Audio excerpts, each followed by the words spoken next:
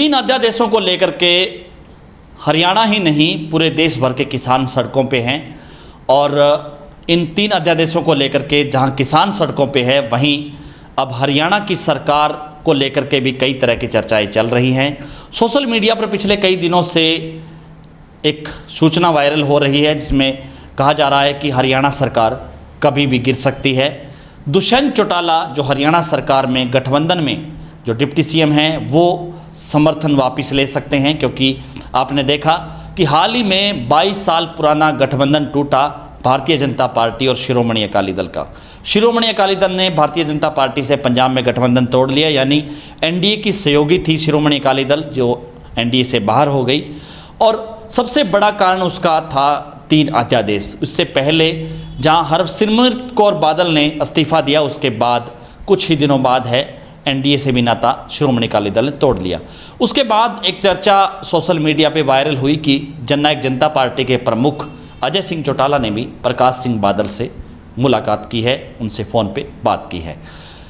ये बात जग जाहिर है कि प्रकाश सिंह बादल और चौटाला परिवार के पारिवारिक रिश्ते नाते हैं और राजनीतिक भी चर्चाएं दोनों परिवारों में अक्सर होती है।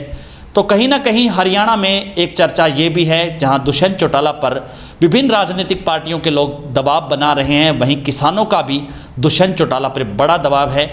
किसान कह रहे हैं कि दुष्यंत चौटाला को इस वक्त भारतीय जनता पार्टी की सहयोगी ना रह करके इस्तीफा दे देना चाहिए और सरकार से अलग हट करके किसानों के समर्थन में आ जाना चाहिए। ये बात हरियाणा के तमाम राजनीतिक संगठनों के प्रमुख भी कह रहे हैं और ख़ास करके किसान ये कहते हैं कि दुष्यंत चौटाला ने भारतीय जनता पार्टी के खिलाफ वोट लिया और भारतीय जनता पार्टी के साथ वो चले गए, तो एक रोष उनके खिलाफ ये भी है।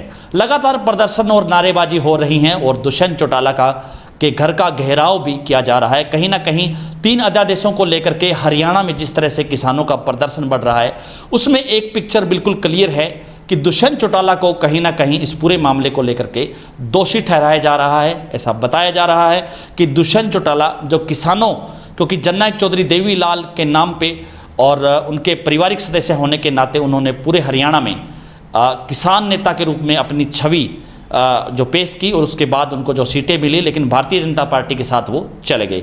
अब सवाल ये उठता है कि क्या दुष्यंत चौटाला इस्तीफा देंगे? क्या भारतीय जनता पार्टी से शिरोमणि अकाली दल के डगर पे चलते हुए दुष्यंत चौटाला सरकार से अलग हो जाएंगे? ये एक बड़ा सवाल है। हालांकि ये भी बता दूं कि हाल ही में जहां मुख्यमंत्री मनोहर लाल ने गृह मंत्री अमित शाह से मुलाकात की है, वहीं दुष्यंत चौटाला ने भी अमित शाह से मुलाकात की है। इस बात को भी लोग राजनीति से जोड़ के देख रहे हैं, क्योंकि देखना भी चाहिए, राजनीतिक बात है ये। क्योंकि उस समय जब तीन अध्यादेशों का पूरे देश में विरोध हो रहा है और हरियाणा भी उससे कहीं भी अछूता नहीं है, पिपली में जिस तरह से किसानों पे लाठीचार्ज हुआ उसको लेकर के भी सरकार की खूब किरकिरी हो रही है। दुष्यंत चौटाला को चाहे सोशल मीडिया की बात करें, किसान दोषी ठहरा रहे हैं। वहीं इस मुलाकात को भी राजनीतिक रूप से इसलिए देखा जा रहा है कि कहीं दुष्यंत चौटाला इस्तीफा ना दे दें।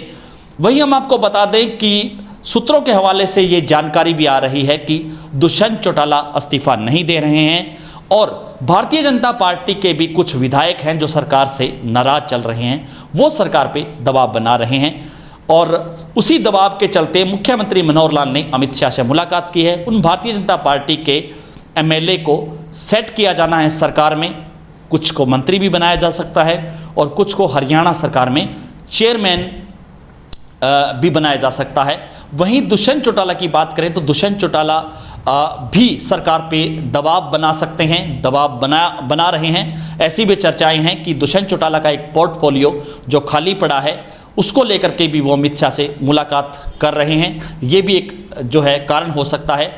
लेकिन बड़ी बात ये भी मानी जा रही है इस बीच कि हरियाणा सरकार के दो मंत्री जिनको हरियाणा सरकार हटा रही है उनमें से जो कई लोगों के नाम हैं वो चर्चा में है। चाहे हम मूलचंद शर्मा की बात करें, चाहे खेल मंत्री संदीप सिंह की बात करें, इसके अलावा जो है कुछ और मंत्री हैं उनको भी हटाने की चर्चाएं चल रही हैं और उनके स्थान पे जो नयन पाल रावत है उनको मंत्री बनाया जा सकता है।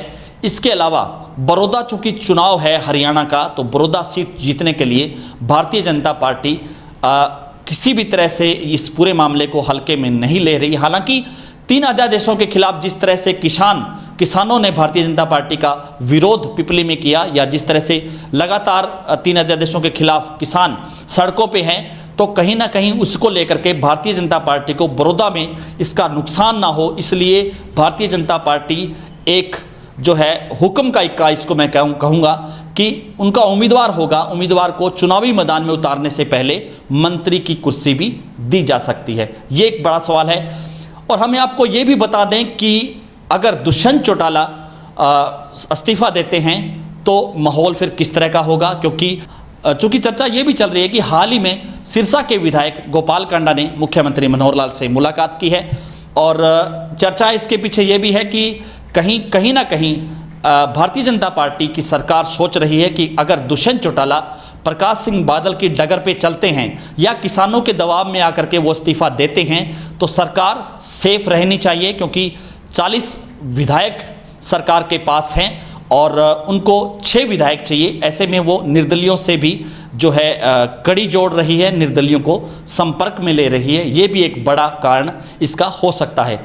अब तीसरा जो मामला है वो ये है कि ये भी एक चर्चा है कि अगर भारतीय जनता पार्टी की सरकार दुष्यंत चौटाला अलग हो जाते हैं और निर्दलीय भारतीय जनता पार्टी के पास नहीं जाते हैं तो फिर माहौल किस तरह से होगा। फिर चर्चा ये भी है कि भूपेंद्र सिंह हुड्डा भी पिछले कई दिनों से एक्टिव हैं। भूपेंद्र सिंह हुड्डा चाह रहे हैं कि दुष्यंत चौटाला भारतीय जनता पार्टी से इस्तीफा देकर वो कांग्रेस के साथ भी आ सकते हैं, और कुछ निर्दलीय भूपेंद्र सिंह हुड्डा के भी टच में हैं। ये भी एक तरह की चर्चाएं हैं। तो इन चर्चाओं के बीच हमने आपको ये जानकारी दी कि चर्चाएं लगातार हो रही हैं, नेगेटिव भी और पॉजिटिव भी। इस वीडियो को आप ज़्यादा से ज़्यादा शेयर जरूर कर दीजिए ताकि तमाम लोगों तक ये महत्वपूर्ण जानकारी पहुंचे।